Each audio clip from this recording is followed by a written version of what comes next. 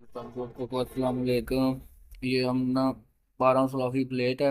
इसमें 3 साकटें और 3 बटन, एक डिमर, एक बटन, एक लाइट और एक बटन ये लगाएंगे। और इसकी पूरी तफसील के साथ आपको वायरिंग करना सिखाएंगे। हमारे साथ बने रहें। जो भाई चैनल पर नए हैं, चैनल को सब्सक्राइब करें, लाइक करें, शेयर करें। तो ये हमारी हमने स्विच को प्रो लिया है। अब इसकी वायरिंग स्टार्ट करते हैं। ये देखें, 3 सॉकेट और ये बल्ब और ये होल्डर। इसको भी अर्थ चाहिए, इसको भी अर्थ चाहिए और इसको तीनों को अर्थ चाहिए। फेस एक तरफ सारा और अर्थ एक तरफ, इधर से इधर जाएगा। इसकी वायरिंग शुरू करते हैं। जी दोस्तों, जैसे कि हमने ये 3 सॉकेट हैं, इसमें से न्यूट्रल एक लाइन में तीनों के अंदर से गुजार दिया। फिर ये लाइट का है न्यूट्रल और ये होल्डर का न्यूट्रल। ये मेन का मुकम्मल हो गया न्यूट्रल। और हम फेस देंगे अब इधर से इस स्विच में, और तीनों स्विच में फेस देंगे। और इस स्विच में फेस का काम, न्यूट्रल और फेस का काम ख़त्म।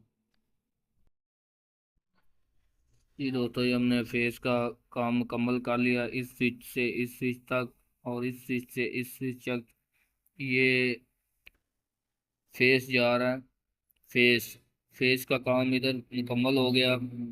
अब न्यूट्रल का काम भी मुकम्मल हो गया। ये हमारी मेन निकल आई बाहर। मेन से आगे अब हम, ये होल्डर है, इस बटन से हमने चलाना है। इधर से तार इस होल्डर में लगेगी, इधर से हमने पंखा चलाना है।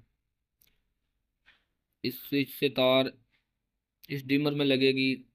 अब ये सॉकेट का है, इस स्विच से इस स्विच तक और इससे इस तक और इससे इस तक ये तार लगेगी। हमारा न्यूट्रल फेस का काम मुकम्मल हो गया। अब हमने सप्लाइयाँ देनी है।